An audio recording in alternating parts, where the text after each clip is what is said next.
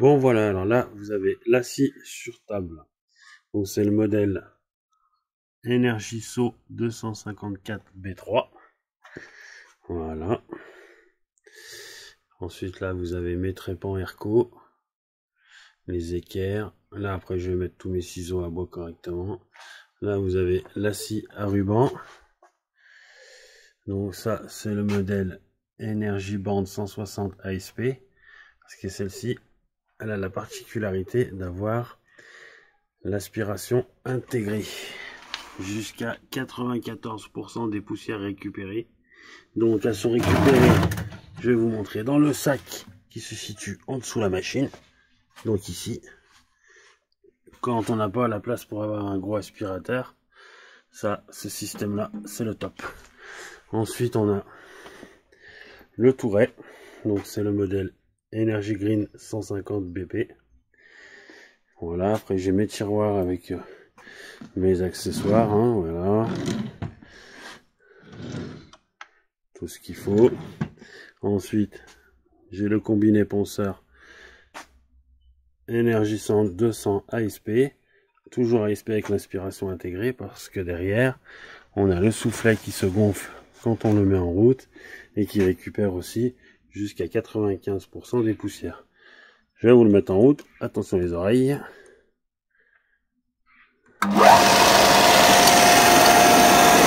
Comme vous pouvez voir, le sac se gonfle et du coup,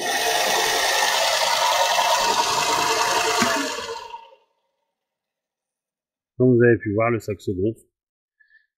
Ensuite, ici, j'ai mon étau de chez Peugeot aussi. On voit le bolion. J'ai ma petite servante avec tous mes accessoires dedans. Ici, la perceuse à colonne. Donc c'est la Energy Drill 16 LBE avec l'affichage digital. Vous voyez, on veut savoir la profondeur de perçage. On a un laser aussi.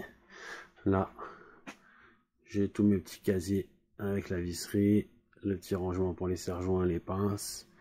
Là, j'ai tous les copains. Là, je me suis fait des petites étagères pour les caisses Kubrick. Ça va super bien. J'ai mes chargeurs, j'ai toutes mes machines, mes caisses. Tout est rangé comme ça. Mon petit sac Peugeot. Là, j'ai tous mes tiroirs, voilà, où dedans j'ai tous mes accessoires. Hein. Là, j'ai encore des caisses.